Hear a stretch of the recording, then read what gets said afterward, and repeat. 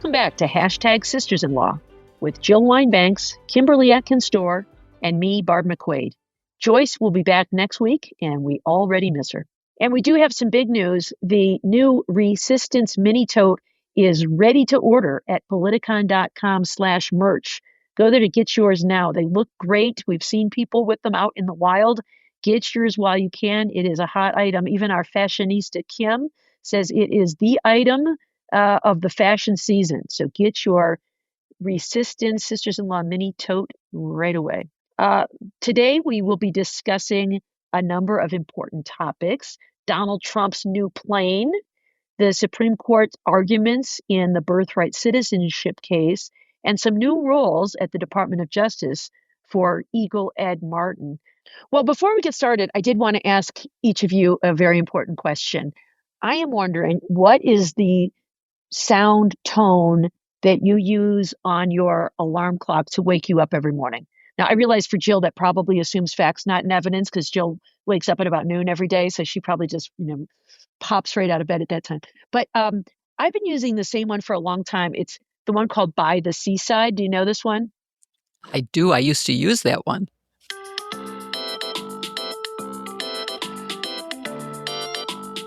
So I really like it because it's a little bit goofy sounding. So it always makes me chuckle, which is a good way to get up in the morning, right? Because my son has one that's like, the Blair, bang, bang, bang. But I do find that if I use the same one for a long time, I start to tire of it, and then I hear it and I kind of dread it. Like for a long time, my husband used a song by 10,000 Maniacs that I used to love, and now I hate because I think of it as the wake-up song. So I'm looking for a new sound. What do you guys use? So, Barb, I have changed mine several times, but my current one is called Strum, and it sounds like this.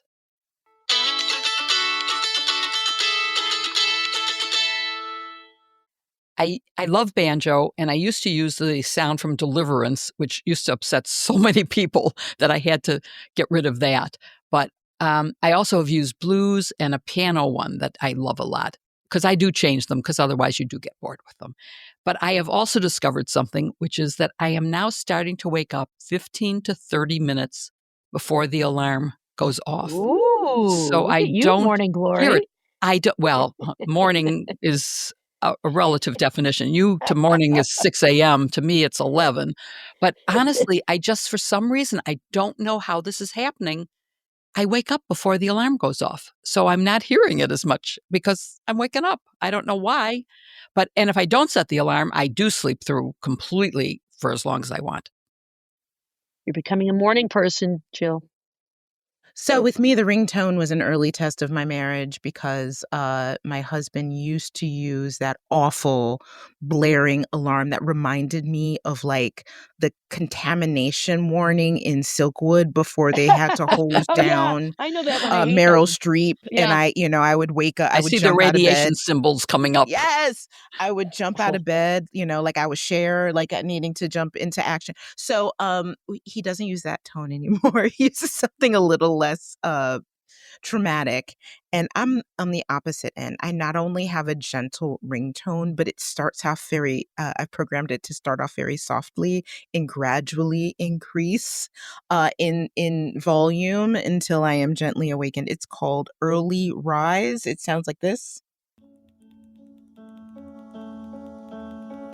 See how gentle? Oh, I like and that. calming that. That's how I need to start my day. I might have a hard time waking up to that, though. No, but it gets the job done. That's how I want to enter each day. I want to enter with stress free. It's like it's almost like you expect the birds to start chirping.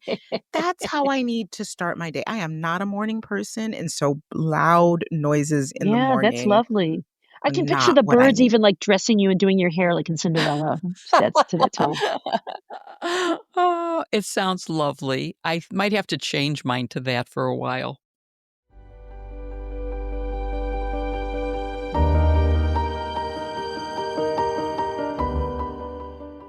Beauty regimens are so much more than just applying products and cleansing or removing makeup. Now there's a new way to do things. Osea's Ocean Wave Cleanser is a lightweight bi-phase cleansing oil that effortlessly dissolves makeup, impurities, and excess oil without stripping your skin. There's no oily afterfeel and no tightness, just a soft, hydrated experience so your skin will feel as good as it looks. It's simple. Take it off at night and start fresh every day. You know, I have been a fan of cleansing oils for a while. It seems counterintuitive that an oil would cleanse your skin, but especially someone like me who I have to wear a lot of makeup when I go on television and do things. And it's hard to get that makeup off. And I sometimes feel like I'm like, scrubbing my skin to irritation trying to get it all off. But if you use a oil-based cleanser, it just dissolves that makeup so much easier and it keeps your skin from feeling like sandpaper afterwards. We all know that cleansing is the essential first step to great skin. And luckily, Ocean Wave Cleanser's bi-phase formula effectively removes makeup and excess sebum without disrupting your skin's moisture barrier. Whether you're double cleansing or just need a one-step refresh, this cleanser fits into any routine, morning or night, and supports all skin types from dry to breakout prone. Then, if you're like me and you love to double cleanse, I like clean skin is really true. The answer is simple. Just follow the Ocean Wave Cleanser with your favorite Osea cleanser, picked from options like Ocean Cleanser, Cleansing Milk, or Cleansing Mud. Your skin will feel incredible. And they're the perfect skin prep thanks to Osea's phenomenal ingredients.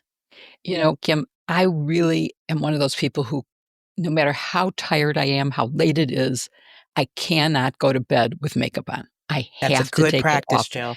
And I'm like you. I thought when I saw that Osea had come out with this oil thing, I went, oh, oil, awful, terrible. But it isn't. It Mm-mm. really works. I was like, how could oil clean your skin? And you have to shake it because there's two ingredients that separate. So you shake it up and then you put it on a cotton pad and rub it in, and it's quite amazing. And so I started incorporating Osea's Ocean Wave Cleanser into my routine. And it does make your skin feel fresh and bright with a natural glow afterwards. You wake up and notice that your skin is softer, smoother, and tighter. I can't believe that it took me this long to find out about it. Its lightweight oil melts effortlessly onto the skin and lightly emulsifies as you rinse. The scent is the subtlest blend of lime, jasmine, and bergamot. So it refreshes your senses every time you use it. It's not your average cleansing oil. This unique bi-phase formula dissolves makeup, impurities, and removes excess oil without stripping or leaving behind an oily afterfeel. Experience clean, soft, balanced skin with Osea's clean ingredients, formulated with, are you ready for this? Andaria seaweed, camelina oil, and bisabolol. The choice is simple. Get ready for a new way to wash away the day with Osea's new Ocean Wave Cleanser. And right now, we have a special offer just for our listeners. Get 10% off your first order site-wide with code SISTERS at oseamalibu.com. The link is in our show notes.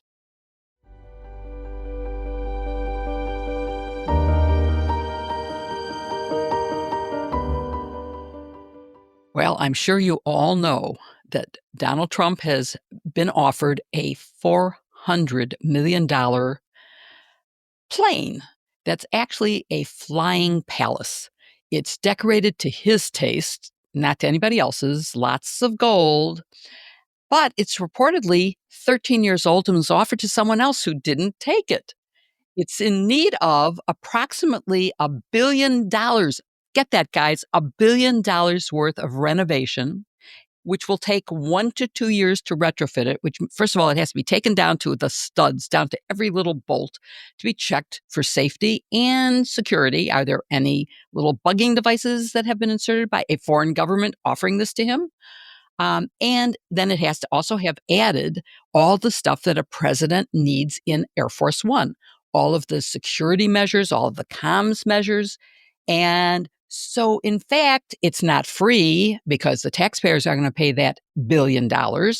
And in addition, it's going to take 1 to 2 years, which means that he's not going to get to use it as president because he'll be out of office by the time it's ready. So I just am wondering about whether the American taxpayer wants to bear the cost, especially because Boeing is building an American two planes for him under a $3 billion contract. And so we're going to pay the $3 billion that he's already contracted for and the $1 billion to retrofit this plane. Kim, what's the deal? Is this a loan? Is this a gift to the U.S. government, or is it to Trump personally? And tell us what the deal is. Well, it is a gift that has been proffered by Qatar. It's for, as you said, a luxury palace in the sky, which if you've seen, I'm sure many of our listeners have already seen. It's this lavish plane with wood and gold on the inside. It has multiple bedrooms, lounges, an office. It's really quite wild. And as you mentioned, Jill, it was offered to the Pentagon, but then it is to be donated to the Trump Presidential Library. So this is not a gift to the U.S. government, which in itself would pose emolument problems, but and security problems, as you noted. But it sounds like it's a gift to Trump, and he is really excited about it. He thinks that it's going to be fantastic. And in the meantime, there are some reports that Boeing deal that was cut by Trump in the past, well, that might not be that might be in a bit of peril, maybe because of this. I don't know. But there are questions as to whether that contract will even be fulfilled after all the hoopla over that. I don't know, but the flying emolument, yeah, it's quite something. And it looks like, it's probably a bit nefarious legally, but we will get to that. I can't wait to get to the legal issues. So, Barb, what about the safety and security issues and the costs to make it secure for communications and Air Force One safety and security, the communications that it needs and the anti-drone stuff it needs and to repel missile attacks, all the military equipment that has to be added? Yeah.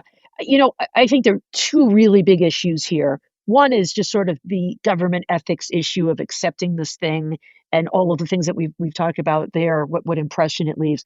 But the second is the national security aspect of it. I mean, it's kind of like saying, "Oh, I wonder who left this great horse for us outside the gates. How cool is this? Let's bring it in. What could possibly go wrong, right? I mean, isn't this a modern day Trojan horse? Yes. Remember when there was a US embassy built in the 80s in Moscow, and we discovered it was filled with all kinds of listening devices and they had to It was tear it down and bugged start over, to the right? hill. Of So course it was. you think what Air Force One has to do is to enable the president to conduct the country's business from the air. And so that means, secure communications.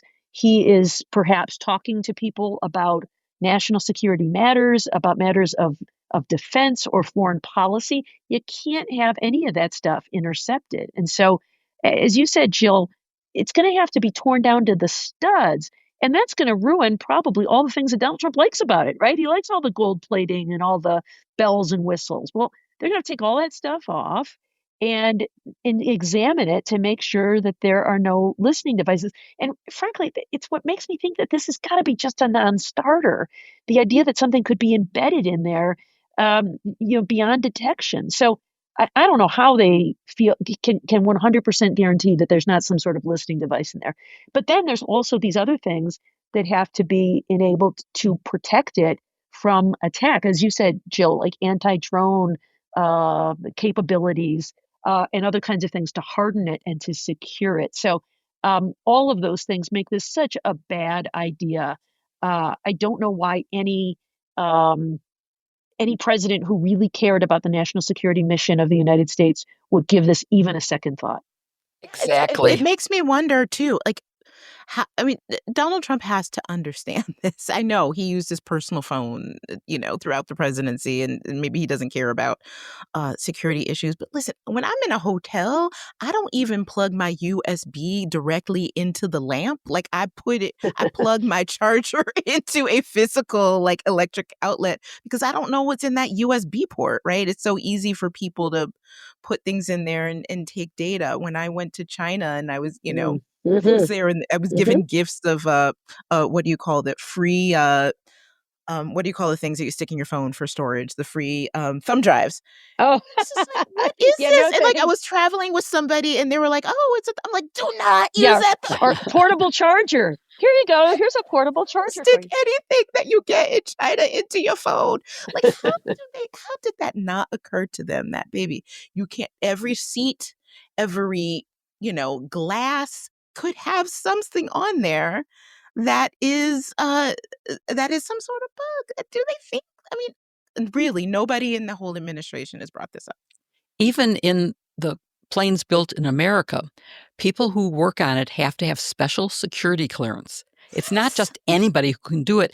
And, given what you said, Kim, about the timing of this and how long it's going to take, Barb, as you said, to get it retrofitted, if he can't use it as president, why would we spend $1 billion for it to go to him after he's president for his own personal use? It would not be kept by the government. If he wants to take that plane, just don't let him use it while he's president. And then if it's bugged afterwards, who cares? He doesn't get the security that he needs because he doesn't want it and he's not the president. But while he's president, he can't use that plane. And we shouldn't spend $1 billion to retrofit it. But let's get to some of the legal issues. And so, Barb, this pass-through deal where it's temporarily going to be used by the Defense Department as Air Force One. Then it's going to go to him for his personal use as a gift to his library. And I have to say library in air quotes because, man, this man doesn't read books. I don't know that he's going to have a library. But anyway, it supposedly goes to his library. And to me, that screams that this is a blatant, open violation of Title 18 U.S.C. 201, prohibiting bribing public officials. What do you think, Barb? Yeah, I don't know. I mean, we've got to violate that statute, the federal bribery statute, you have to have what's called a quid pro quo. That is, you received a thing of value, and this plane certainly is a thing of value, but you also have to show that it was in exchange for committing some official act. So, if they wanted the president to, um, you know, uh, lift a tariff or recognize diplomatic ties or do something that would be an official act of the president in exchange for this plane, that would be a violation of the bribery statutes. But I don't think we've seen anything. One of the things that's problematic about this from an ethics perspective is that it creates this vulnerability when you receive gifts. It's why we have ethics rules that prohibit gifts, because once you receive a gift, there is this position of apparent compromise. And so, the public worries that what if he decides it is a good idea to grant some sort of, diplomatic privilege to officials in Qatar? It might be seen as quid pro quo, even when it isn't. And so it just taints the process. Or does Trump somehow feel beholden to the government of Qatar for giving him this plane? So I don't think at the moment there is any criminal violation. I think it's more of an ethical issue, but that's the reason we have these ethics rules in the first place. Right. We're going to get to that, but there's another complication aside from the difficulty of proving quid pro quo, which is not impossible. I mean, there have been public officials convicted of bribery because the quid pro quo was shown. But in this case, the Supreme Court gave him immunity. So it doesn't matter even if he does commit a violation of the criminal code if accepting a gift is within his constitutional powers and duties, then he can't get prosecuted. And even if he could get prosecuted, Kim, who is going to prosecute him? As you said, this would be a federal offense, and that would be fall within immunity. But the one thing that I am finding in some solace from in all of this is that it doesn't seem to be going over well in Congress, including by some of Trump's most ardent supporters. People like Josh Hawley have been sort of raising the alarm over this. And it's up to Congress to give teeth to what this is clearly a violation of, which is the Emoluments Clause. The only reason that the Emoluments Clause has not been used against Donald Trump is because it requires Congress to do something to give it enforcement power. So maybe they'll do it. I don't know. We'll see. So, Barb, what do you think about that in terms of the Emoluments Clause, which I want to point out is in Article 1, which is the powers of Congress. And the clause specifically says you can't take a gift at all ever without the consent of Congress. So what do you think? Yeah. So what's interesting about that is what Article 1 is it prohibits the president from accepting gifts, titles, or emoluments, which just means a thing of value, from foreign governments or monarchs.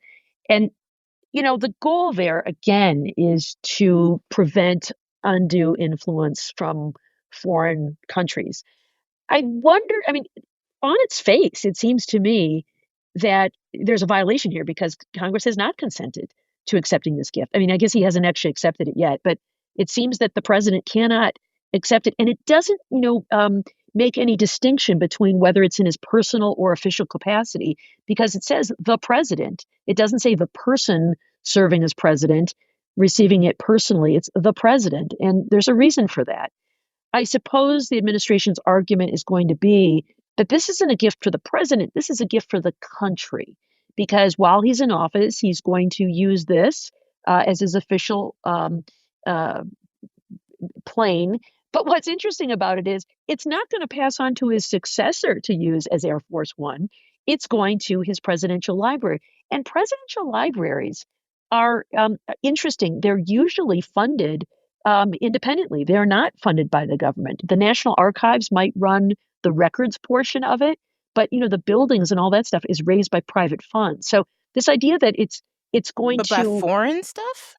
no. The idea that this is going to go to his library suggests to me that this is not for the country. This is for Donald Trump. Even if it's currently in his capacity as president, the fact that it's not going to stay with his successor, it's going to go to his library, a privately funded entity, suggests to me that this is in violation of the Emoluments Clause. Now, what happens when you violate a constitutional provision? Well, it's not a crime. It is something that can only be addressed through impeachment. What the Constitution refers to as high crimes or misdemeanors, which is a violation of a constitutional provision that would require Congress to impeach. And I just don't think this Congress is going to do that. I think we would all agree on that. The question then is, Kim, I'll ask you what you think. Should the Emoluments Clause in some way be modified, either in the Constitution or by legislation, to provide a penalty? Because right now it says you can't do it, but there's no consequence. So is that something that could be fixed by Congress, by rules? The rules now say you can only accept a gift up to $480. This kind of exceeds that 480. But so what do you think? Could this be changed and fixed so that there was a penalty? All it would take would be a piece of legislation setting the penalties for it. It's one of the easiest layouts. Folks have been calling for this since the first Trump administration. If the people in Congress are that upset about it, there is an easy solution. But I am not going to hold my breath because they always complain and say, oh, I don't like that. And at the end of the day, they always fall behind the president when Congress is in control of the president's party. And there's another really big issue, I think, which is the Attorney General approved this and said, yes, he could accept this gift.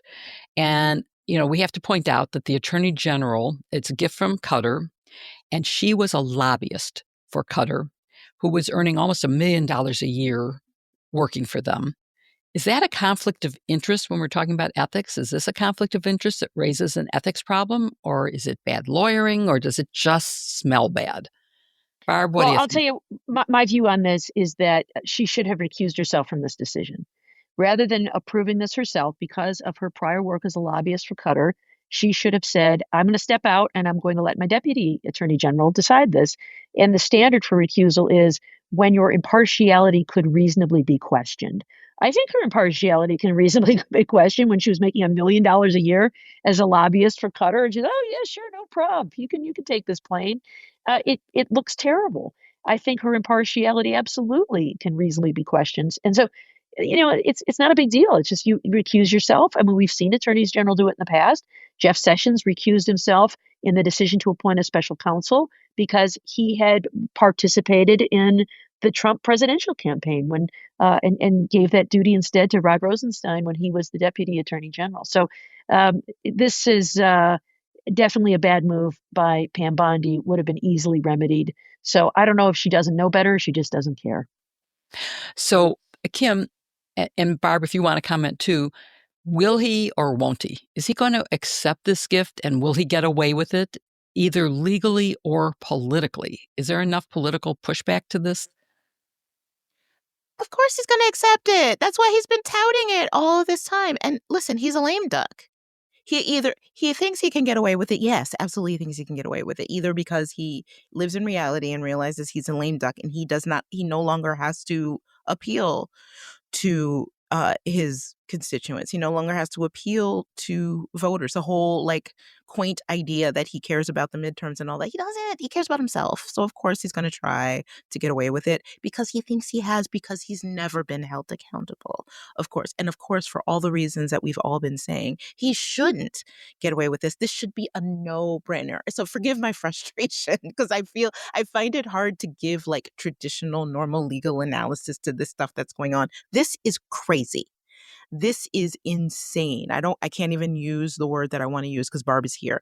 This is not how any of this is supposed to work. And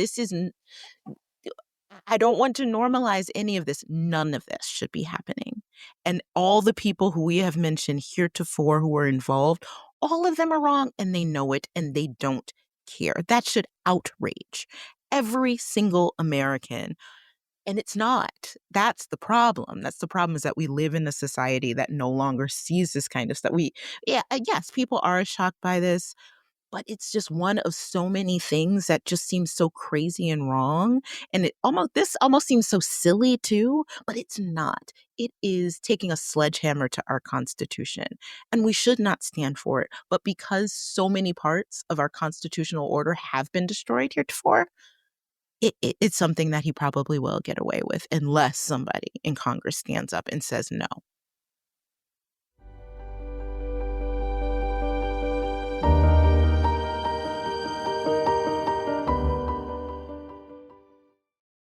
So y'all know we have a new puppy, Elsa, our second German Shepherd. She currently spends her time doing two things: tormenting her big sister Bella and also picking up everything she can off of the floor. She even likes to lick the floor, especially the wood floors, which is sort of gross. And it really worries me about the cleaning products that I use. But, one thing I feel great about is using Blueland, because even when it's difficult to keep track of everything that goes in their mouths, Blueland is safe. My kids, my human kids are grown, but I know for those of you who have little ones, just like for me with Elsa, having safe, trusted cleaning products from Blueland is critical. Their products are made to meet the highest environmental standards so that their products are not just clean, they're mom clean, if you know what I mean. Maybe your dog eats off the floor, Joyce, but after using Blueland, maybe even our children would be willing to eat off the floor. Blueland products are 100% plastic-free and made with certified clean ingredients that are safe to use around the family members in your home who are most likely to inspect, taste, and spray anything you have lying around. Whether you have toddlers, kitties, pups, or spouses, remember that you don't have to choose between the safe option and what actually gets your house clean. Just choose Blueland. Blueland is on a mission to make it easy for everyone to make sustainable choices. We believe that hardworking, clean products can be the norm, not the exception, so that you can do better for your family and the planet at the same time. From cleaning sprays to hand soap, toilet bowl cleaner, and laundry tablets, all Blueland products are made with certified clean ingredients, safer for you, your family, pets, and the environment. They're EPA Safer Choice certified, EWG verified, Leaping Bunny, USDA bio-based, and B Corp certified, and more. That's a mouthful. Blueland's powerful and effective 100% plastic-free products are independently tested to perform alongside major brands and are free from dyes, bleach, and harsh chemicals. That's why Blueland is trusted by more than 1 million homes, including ours. The fragrances add such a pleasant vibe to your home, and the subscription is truly a lifesaver when you're running out of cleaning products. I always go for the Alpine scent, and I love it in Blueland as well. It feels great incorporating sustainable practices into essential everyday activities, and you will feel it too. Blueland has a special offer for listeners. Right now, get 15% off your first order by going to blueland.com/sisters. You won't want to miss this. Blueland.com/sisters for 15% off. That's blueland.com/sisters to get 15% off. The link is in our show notes.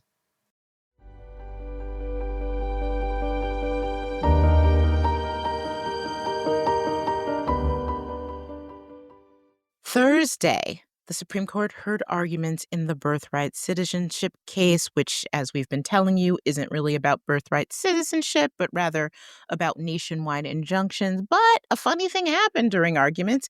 It did very much become about birthright citizenship, and for good reason.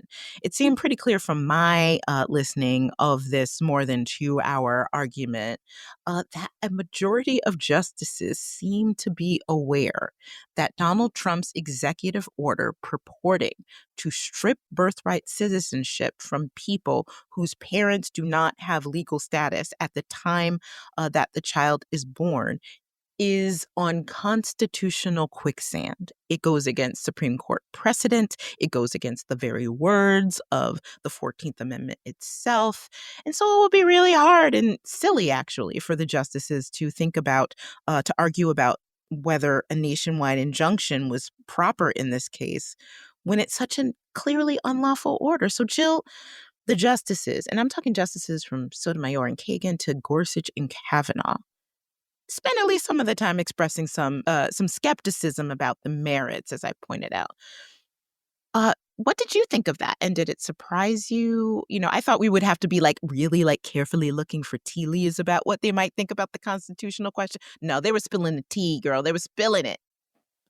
You are absolutely correct. But I also want to note, I only was able to listen to a part of the argument, and I had to read the transcript for the rest. And it really is better to listen to it. I mean, obviously you can read it faster, but I think it's so much better to listen. Of course, it would be even better if there were cameras in the courtroom and you could watch it, but that's a subject for another day. It was interesting how intertwined the merits of the case, the illegality, the unconstitutionality of the order became as part of arguing about the remedy. And it started out, the only question that was basically sent to the court, the appeal was simply limited to whether there could be a nationwide injunction issued. And then it got into a very interesting discussion where I think there was pretty much almost unanimous agreement, certainly a majority agreement, that the executive order is fundamentally flawed and would be held on the merits to not be enforceable. And so then the question was, well, should we have a class action or should we have an injunction that covers the whole country, or does the injunction only cover the named parties to this? And it seemed apparent to me that the government, in bringing this case in this form, was saying, we know we're going to lose, and so we want to avoid getting there. And so what we're going to do is we're going to make every single person who might be covered by this, millions of people, they're going to each have to bring an individual case. They're going to have to get their own lawyer. They're going to have to file their own lawsuit. That is a way of saying no one is going to be able to succeed. Okay, so maybe 1,000 people can do it, but not every person who is here. And it's so clear that the 14th Amendment says that any person born here is a citizen unless they are here on a diplomatic assignment, which means they aren't loyal to our country, they're loyal to their home country, or unless they're part of an invading army, an occupying army. Those are the only two exceptions. Everyone else born here clearly was intended to be part of this. So the argument against that no, it's only that people who were born from slaves, the children of slaves, get citizenship. No, that is not what the language says or what the intent was. And I think the real issue was how fast can the Supreme Court get to the merits? That was what they kept pushing on. Is so how can we get to this? You're never going to appeal because you keep losing at the district court level. So you're saying everybody's going to have to go to the district court, they're going to lose. And so it's going to take years and years and years for everyone who, and what's going to happen to all the kids who are born during the time that this is pending, and you're never going to appeal because we're going to go against you. So it was a pretty interesting argument. I would say it's worth everyone listening or reading. We can post the transcript as part of the show notes, but you can probably get it by going to the Supreme Court. There's got to be a right record on the front page of the Supreme Court website. So Barb, I think that's exactly right, what Jill said. Nationwide injunctions, whether a single judge has the ability to stop a policy from coast to coast, is absolutely an issue that I think there need to be more rules of the road. I think there are some cases, like with the mifepristone case that we talked about, that one judge in Amarillo should not be in charge of FDA approval of drugs, right? Like that seems pretty clear. But on the other hand, as Jill pointed out, we also can't have a policy where a child born in one state is being treated differently in terms of citizenship than a child born in another state based on what district courts have held. And then the child denied citizenship would have to somehow join a class action or something. That doesn't seem to make sense either, right? So there needs to be a solution to this problem. But how do you do it when the underlying constitutional issue is such trash, right? Yeah. I may be in the minority here, but I don't have a problem with nationwide injunctions, especially when it's an executive order that is going to have profound consequences on everybody in the country. And, I think if we're going to change it, it has to come through the legislature. Congress has to do it. And there have been some proposals. Steve Loddick, who's a constitutional law professor, has proposed that maybe you have a 3-judge panel instead of a single judge, or maybe it only applies to certain circumstances where there's an executive order that has a nationwide impact. You have certain cases, maybe it's a higher standard. Instead of preponderance of the evidence, you have to show substantial likelihood of success on the merits by clear and convincing evidence. But all of that is going to be for, I think, Congress to decide. But I think that, some of the justices yesterday made the point you are making, Kim, which is why I think it is so important to either listen or read the transcript and not rely on the media to tell you, because to read headlines would be to say, the court is really split over this issue. I don't think so. I mean, they really were not. Not at all. They were confused as to what to do, but they were not split. Yeah. Some that maybe perhaps were predictable. Justice Ketanji Brown Jackson said, if there's no such thing as a nationwide injunction and everybody has to file a lawsuit, her quote was, you will turn our justice system into a catch me if you can kind of regime, which I thought was, but Justice Kagan said, assume on the merits, you're dead wrong. Does that mean, somebody's gonna have to wait 3 or 4 years for relief? And then what happens to all the kids who were born stateless in the meantime? Justice Sotomayor said the same thing. So thousands of children are going to be born, and what are we going to do at that point? And those people are going to be in limbo in the meantime. But even Justice Kavanaugh said, if this only applies to the individual litigants, we're going to be flooded with thousands and thousands and thousands of cases, because that's what's going to take. Every single person is going to have to file their own lawsuit. And even Justice Gorsuch said, we're going to have to decide these cases really quickly if it only applies to the individual litigants. So I think that we are going to see a rejection of the government's position on this. It might even be unanimous. Well, I would say that under normal times, but as we know, Alito and Thomas have never met a Trump Unanimous, not. policy. Yeah, I never met a policy they didn't like. So and I'm not even 7-2. sure that Roberts was on. Roberts was like, "What do you Yeah. mean? You just go through the regular order." Yeah, I don't know. he was. He was You're not right, on board but with it either. I just don't think they have the votes. I think we've got. I think it's going to be a win for the litigants, not for the government. And I think one of the things that really got to maybe even the most conservative justices was, would they obey even a circuit decision? And it was sort of like, well, generally we would, but General Sauer would not agree that they would always comply with a court order, even a wouldn't. Supreme Court one. And so I think that the court is Well, probably he said the gonna be- Supreme Court. He Yeah. did say that he would adhere to the Supreme Court, and that's why Kagan drilled down and said, "Well, wait a minute. If you keep losing, it won't come back here because you're not gonna. It's not like you're gonna file a cert petition. You're doing it this way on the And I love this comment from her. You're doing it this way and putting the question to us on the injunction issue so that you can buy time and try to attempt to allow this to go into effect for some people. So that gives the administration a win. They can say they put this executive order into effect, but then you're never going to come back to us on the merits because you're going to lose. So like this is a shell game. Like I love that she broke down that she whack-a-mole, saw as somebody said. whack-a-mole. I love that. I love that image. she broke it down right to his face. Like, I know what you're doing. Like, don't be cute. So any other takeaways from this? I mean, I have to say, honestly, after listening to argument, and even though I don't know, and I don't think the justices know exactly what to do with the injunction question, I at least came away feeling better that the court seemed to see clearly, at least, what this case was. And I don't think we're going to see a situation where this executive order is widely adopted.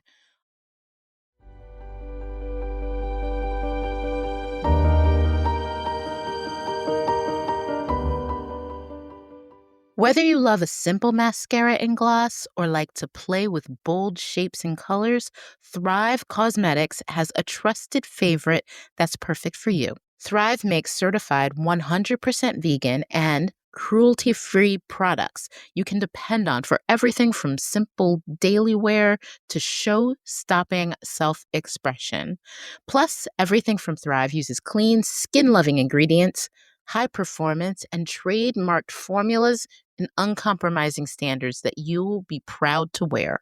So I think you might be a little like me, Kim, in that you love playing with colors. I do. And it's so much fun because now my favorite mascara comes in colors. It's not just black and brown. There's this like sort of purpley, bronzy color that's really cool. And aside from their mascara, the Brilliant Eye Brighteners are now in so many colors that the choices every morning are really hard to decide. The Eye Brightener is a luxurious eyeshadow highlighter stick that brightens and opens your eyes to give you an instant eye lift and some depth. There's nothing better for a fresh, vibrant look. Thrive's foolproof formula makes it extremely easy to apply and blend any of 31 shades. Yeah, 31 shades, and I'm trying them all. You can use as little or as much as you'd like to create the look you want. I apply a light shade to my lid and under the brow and a darker one in the crease. Sometimes I use another dark color as a liner as well. And they also now have like a turquoise and a green color that you can use as a liner. It's fabulous. The eyeshadow is perfect for daytime glow. I recommend the Stella, but you can also use any of the metallic shades all over your eyelid and blend it with your finger for an easy, smoky eye that pops. Smoky eye that pops. That sounds almost painful. But you'll find nothing painful about Thrive Causemetics. We love that cause is in the name for a reason. Thrive not only defines luxury beauty with clean, skin-loving ingredients and uncompromising standards, but they give back too. Every purchase supports organizations helping communities thrive across 8 major causes, including the fight against cancer and domestic abuse, veteran and education organizations, and more. Try your new trusty favorites, whether it's color or my favorite color, dark brown, with an exclusive set for our listeners. New customers can get the Liquid Lash Extensions Mascara and a mini-size Brilliant Eye Brightener at a special set price with free shipping, available at thrivecausemetics.com/sisters. Or save more than 20% off your first order at thrivecausemetics.com/sisters. That's Thrive Causemetics, CAUSEMETICS.com/sisters for 20% off your first order. The link is in our show notes.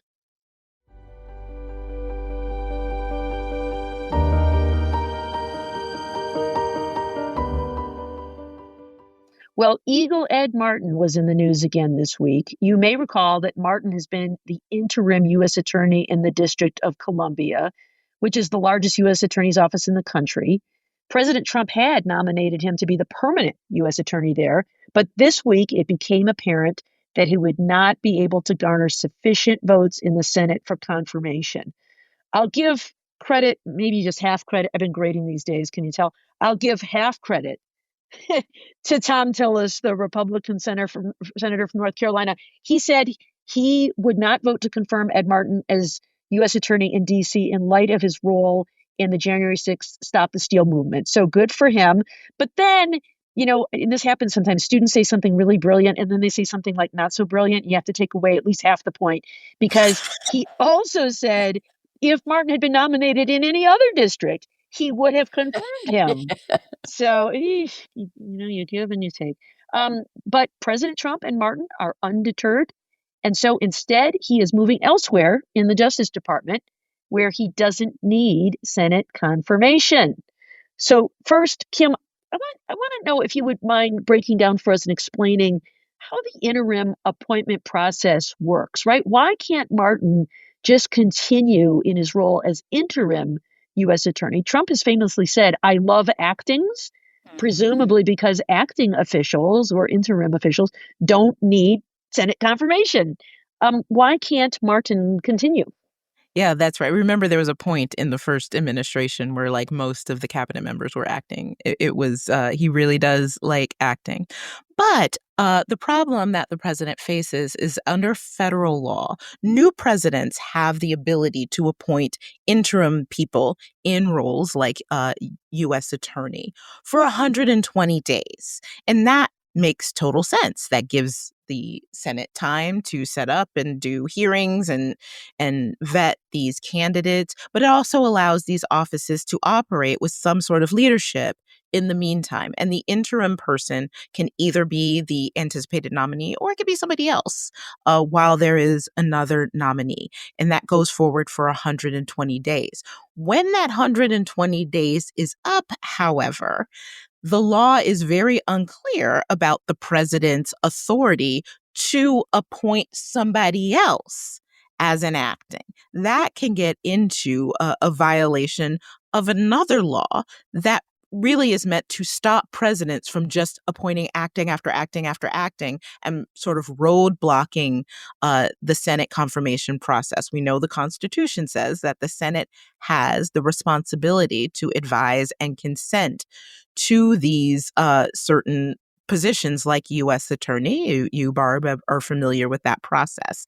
And so I have questions. That explains why Martin had to go somewhere else. But that gives me a big question as to whether the current interim U.S. attorney, Jeanine Pirro, is actually properly, after that 120 days is up, in that job. And that could make a big difference if she brings charges, initiates investigations, or other things in that role, and somebody who was the subject of those charges or investigations later challenges them on the basis that she was not constitutionally installed as an interim U.S. attorney. That could upend all of that. Like, everything that she does could later be thrown out in court. So that is something, if I were the president, I would be worried about. But this is where we are right now. So there's a lot of legal uncertainty looming over that. Yeah, and traditionally, after the 120 days, it is the court that fills that vacancy. Right. And they'll pick somebody who's normal. They'll pick somebody who's like a career prosecutor, someone who's, respected, who's been in the office for decades, that sort of thing. And remember, but this is what we saw Judge Aileen Cannon do when she found that Jack Smith was improperly appointed under the special counsel regulation. She dismissed the That's right. case. That's And right. so it is not at all far-fetched to think that some indictment might get filed or some civil complaint might get filed and some litigant might challenge it on this basis. And I think there's at least a 50-50 shot that they prevail. It's So possible, it's yeah. really risky to do what they're doing there.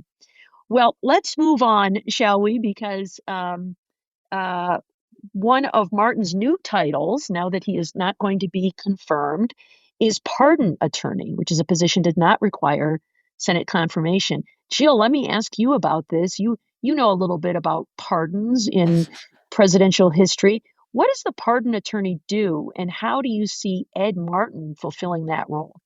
So, Barb, a pardon attorney obviously has to do with pardons and is an advisor to the president on whether a pardon is appropriate or not. And they look at a variety of facts, although one would have to question whether Ed Martin will look at facts. But the only reason that that job is vacant is because the pardon attorney did look at facts and refused to agree to allow President Trump to pardon Mel Gibson. And the reason that he wanted a pardon, that is, Mel Gibson wanted a pardon, was because he wanted to own firearms and he couldn't as a convicted felon. And the pardon attorney said no. And so Trump fired her. So that's why the office is vacant. But I want to say that this is such a bad place for him to be. I just want to read you some of the things he has said. He said, I think that as pardon attorney, no one with a standard sort of reasonableness thinks that what Joe Biden did at the end of his term was particularly reasonable. I do think that the Biden pardons need some scrutiny. Good God. Okay, I'm sorry, that was my own commentary. Skip that part. Sorry, he didn't say that. Sorry, I'm just getting so Wait, you upset were reading reacting this. to yourself? Sorry, can't read this without getting angry. He said, I have to take a hard look at how they went and what they did, and if they're, I don't know, null and void. I'm not sure how that operates. Your pardon attorney is saying that pardons could be null and void. Well, one thing we know is a pardon is a pardon is a pardon, and it can't be undone or taken away, and you can't prosecute somebody who gets pardoned. It's just, no matter how good or bad it is, it's done. Sorry, Ed Martin, it's not null and void. God. It's like, I knew before I went to law school that a presidential pardon is irrevocable. Right. Well, if you pardoned Richard Nixon before he was even indicted, and that was, believe me, we tried to research whether he could be indicted after he left office, and the answer is a pardon is forever. Yeah, traditionally, the pardon attorney had some principles, and they would look at factors like ordinarily a pardon is not granted until 5 years after or more after the person has completed their sentence. It requires an And shows acceptance of remorse. responsibility we look to. And now, all That's of that is right. out the window. And so, with Ed Martin in charge, I think we're only going to see further partisan politics in there. It's my speculation at the very least. Well, it doesn't end there because in the spirit of Marco Rubio, Ed Martin has another title. He has also been named as the head of the Weaponization Working Group.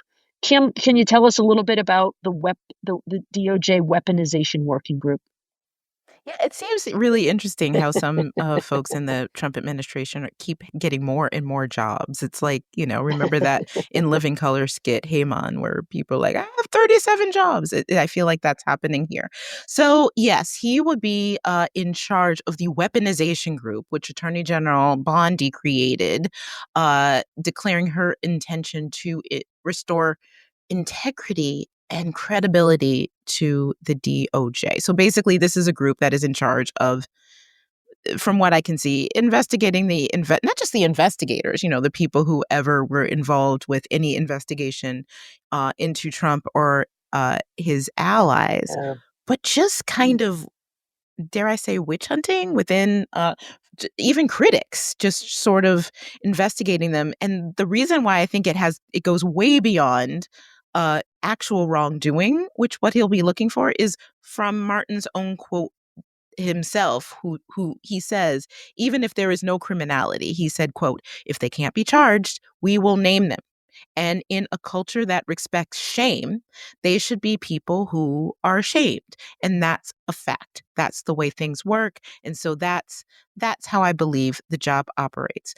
As both of you and anyone who has worked in the DOJ knows, that actually the naming and shaming part goes Yep. against the DOJ's own ethical policy, that when there is an investigation, you are not supposed to say anything about it, let alone naming and publicly saying anything about it. That is why, for example, FBI Director Kash Patel had to delete tweets that he put out about criminal investigations and charges, because you literally are not supposed to say things like that. But you certainly are not supposed to say things about people who have not been charged and who will not be charged. So I hope that Mr. Martin has some time to go through the DOJ rulebook and policies and brush Yeah, up on it's that before he gets rolling in this new it's position. yeah. I was just going to say it's just an astonishing breach of DOJ policy and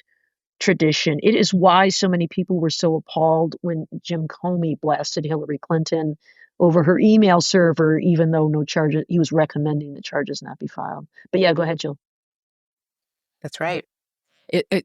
That's part of what I was going to say. The other part is that in addition to all these other horrible things that he did while he was interim, and that he is promising to do in his new non-Senate approved role, he issued a huge complaint, I think today or yesterday, about his being investigated and notified that he was being investigated for disbarment proceedings by the special organization within the DC Bar, which happens to be led by a former Watergate colleague of mine, Hamilton Phil Fox. And he's complaining because he was notified and he didn't answer the first notification. So another notification was sent to his alternative email or mail address. And that happened to be at the U.S. Attorney's Office. And so then he announces it and talks about it and complains that it's confidential, and he's the one who's revealing it. It's so ridiculous. It is so awful. It's just, I mean, he is so unqualified to be in our government.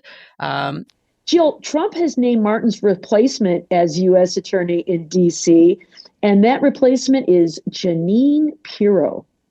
What do we know about her, and what is your opinion of this appointment? Last week, Kim and I were alone, and we were free to use whatever words we wanted, but we controlled ourselves, Barbara, in honor of you. And I will today, too. Yeah, I listened. I was appreciative. Thank you. Well, I since you're here, I have to watch my mouth. But I have to say that she is a former prosecutor and a former judge. So there are some things that fit the qualifications to be the U.S. Attorney. On the other hand, she's really a Fox News host. And that's what really qualifies her. She is also a loyal Trumper who has been named in the Dominion lawsuit against Fox for the lies they told about the stolen election. And so she is not someone that anyone would trust to be in that position, in the same way that Martin, as a January 6th participant, wasn't trusted to be in that position.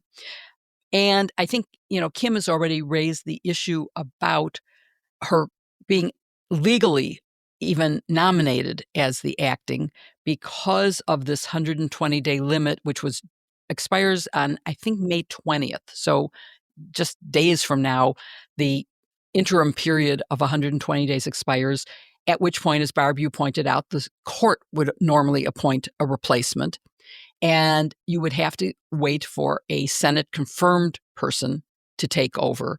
And she is not previously Senate confirmed. So you could put someone in there who was confirmed by the Senate and who could then take that job until a real person is put in. So I think it's really, her background is really as a Trump supporter, and she has no credibility, in my view, to be the U.S. Attorney. And I think that people in the office are going to be appalled at having to report to her and take advice from her.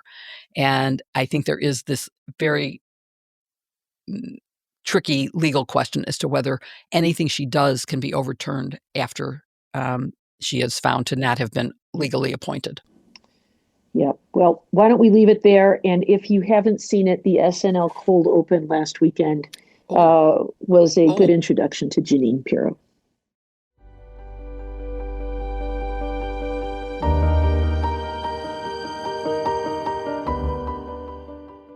Well, it's finally spring in Chicago, and I am so excited about seeing all of my new plants.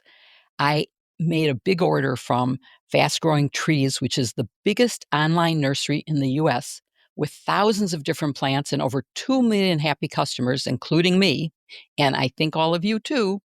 They have all the plants your yard needs: fruit trees, privacy trees, flowering trees, shrubs, and so much more. For me, hosta and green velvet boxwood are perfect because I have a heavy shade garden, and they have you covered no matter what your lighting situation is.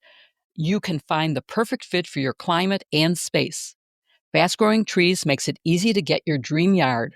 Order online and get your plants delivered directly to your door in just a few days without ever leaving home. You know what I really love, Jill? I got from Fast Growing Trees some citronella and some lavender plants, and I potted them, and they're on the porch where I drink my coffee in the morning, and oh my God, it smells so good. Oh, It wow, smells that's fabulous. so nice. I love it so much. And they have everything from, bushes and shrubs to plants that you can put in planters to things that you can put in your home. And their Alive and Thrive guarantee ensures that your plant arrive healthy and happy.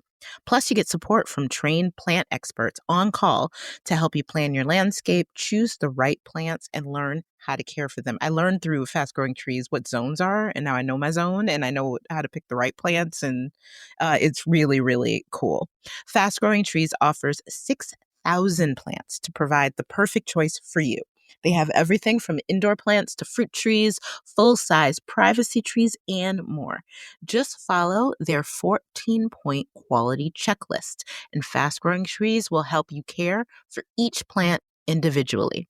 Everything from watering routines to maintaining the correct sunlight and exposure becomes really easy. And that means you'll be giving your plants the care that they deserve the moment they ship to your home. We were excited to learn you can grow a vanilla bean plant indoors. All you homemade ice cream makers, this is for you. But with so many different plants, the choice is yours. Yeah, I am very pleased with my purchases from Fast Growing Trees. I bought and have planted 2 lilac plants. And, I ordinarily have a brown thumb, but so far so good with my Fast Growing Trees, because one of the great things is that you get to talk to a plant expert about your soil type, landscape design, how to take care of your plants, and everything else you need. So no green thumb is required. So don't wait. This spring, they have the best deals for your yard, with up to half off on select plants and other deals. Listeners to our show get 15% off their first purchase when using the code SISTERS at checkout. That's an additional 15% off at fastgrowingtrees.com using the code SISTERS at checkout. Again, that's fastgrowingtrees.com, code SISTERS. Now's the perfect time to plant. Use Sisters to save today. The offer is valid for a limited time. Terms and conditions may apply. The link is in our show notes.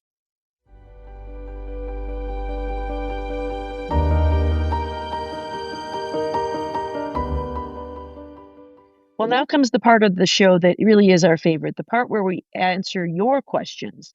If you have a question for us, please email us at sistersinlaw@politicon.com or tag us on social media using hashtag sistersinlaw. If we don't get to your question during the show, keep an eye on our feeds throughout the week. We'll answer as many of your questions as we can. So our first question comes to us from Lisa in Newark, Delaware, who asks, I've been hearing habeas corpus in the news this week. Can you explain this to someone who has not studied law or Latin? Jill, you want to take a swing at that? I sure do, and I was glad to learn that there is a Newark in Delaware, since Newark, New Jersey was more in the news this week. But habeas, I love these Latin terms. Habeas corpus just means you shall have the body. It is a fundamental right enshrined in the Constitution to ensure that individuals can challenge their detention before a court. It's what provides due process. Normally, you get due process because if you're arrested and jailed, you go to have a hearing immediately. And that kind of hearing doesn't always happen if, for example, when immigrants are picked up and detained. They don't get that kind of hearing. So there is this habeas process. And that's part of what the issue is now as to whether everybody challenging their immigration detention has to bring an individual habeas, sort of like what we were talking about in terms of whether or not a nationwide injunction can hold or whether each individual has to seek release on their own. It's a way to put the government to their proof. And it's a power of Congress, not the executive. It's also like the Emoluments Clause. It's in Article 1, and it can only be suspended by Congress, not by Stephen Miller or Donald Trump. And under the language of the Constitution, it can only be suspended in times of rebellion or invasion. And there is none now. Courts have ruled there isn't any grounds right now under the Alien Enemy Act for an invasion, and I don't think they'll find an invasion for purposes of this either. So it's a substitute for arraignment that you would get in a criminal case, and this allows you due process to challenge your detention and makes the government prove that you should be detained. And I noticed that you used the correct name of the statute, the Alien Enemy Singular Act. Well done. I did, because you taught us that it's not Enemy Aliens Act, and I learn. Or AEA, as Kim likes to say. Our next question comes to us from Sandy, who asks, can the Supreme Court reverse the presidential immunity that Trump now enjoys? Kim, what do you think about that one? Yes, the Supreme Court can always reverse its own precedent. We have seen many instances. The biggest one that comes to mind is Roe versus Wade. If they disagree or think that that was erroneously founded, it used to be a lot tougher to do, or at least I should say the Supreme Court used to be a lot warier of doing that under the doctrine of stare decisis, which means that the Supreme Court should respect past rulings. It means let the decision stand. But again, we've seen a lot of cases be overturned in recent years. Don't hold your breath, though, because I think the current court has no appetite to do that. What I am hoping, though, is that this court gives some clarification about just what the limits of that immunity is. For example, does that extend to other people within his office or within his administration? Are there certain circumstances where that immunity is waived based on his own actions? And exactly what falls into the category of presidential responsibility. I happen to believe that if you're committing a crime, that's not your presidential responsibility. That is not your job to commit crimes. But I do hope, at the very least, that the Supreme Court gives some clarification, but I don't expect that to be overturned anytime soon. Yeah. Our last question comes to us from Devin in Fremont, Ohio, who asks, can Jim Comey be prosecuted for posting 8647? Ooh, I'll take that one. Thank you, Devin. You may have read that former FBI Director James Comey posted on social media a photo of some seashells where someone had spelled out the letters 8647, and he posted something like, oh, interesting arrangement of shells here today. It caused a lot of concern online, where people said 86 means, in restaurant terminology, to kill an order. That 86 could mean kill, and 47 could mean the 47th president of the United States, and that it therefore could be seen that he was posting a threat to commit political violence online. I'll say this: I think it was extremely poor judgment for Jim Comey to post that. Not for anyone to post it, frankly. Agreed. In his own words, the words he used about Hillary Clinton, extremely careless. But especially somebody who's been an FBI director, he should know better. And I think it does just sort of play into the culture wars and the us versus them mentality. But it is absolutely not what is known under the law as a true threat. And so reports that DOJ is considering investigating him, boy, I sure hope not. I think it would be just ridiculous because the Supreme Court recently articulated the standard for a true threat, which means that the speaker means to communicate a serious expression of an intent to commit an act of unlawful violence to a particular person or group. I just don't think it comes close to that, right? I mean, it's just like, oh, look at this cute little thing I saw, and maybe this means something, and maybe somebody who was here earlier was thinking they don't like the president. Ha ha ha. Now, certainly, the Secret Service takes these threats very seriously.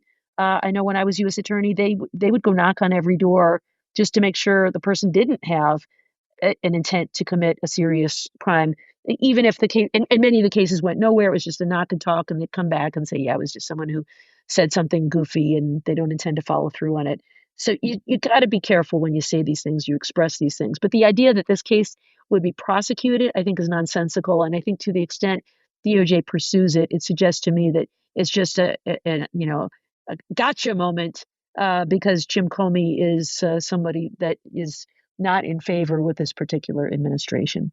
And can I give a suggestion? I understand that the former FBI director has his First Amendment rights like everybody else, but sometimes before I post something on social media, I ask myself, do I really need to do this? Yep. And I will not, and I'll delete it or I'll just choose not to post it. Yep. Mr. Comey, we don't need, you don't have to enter the chat on everything. Like really, we're good. Yeah. We're good, Mr. Comey. Thank you for listening to Hashtag Sisters-in-Law with Jill Wine-Banks, Kimberly Atkins-Storr, and me, Barb McQuade. Follow Hashtag Sisters-in-Law wherever you listen, and please give us a 5-star review. It really helps others find the show. And please show some love to this week's sponsors, Osea Malibu, Blueland, Thrive Causemetics, and Fast Growing Trees. The links are in the show notes. Please support them because they make this podcast possible. See you next week with another episode. Hashtag Sisters-in-Law. Fast growing trees. You can talk to a plant I thought expert. I was the one with the brown thumb. I give the award to Barb. There. Sorry. Oh, God. Oh. I'm sorry. We can cut that out if it. It's funny.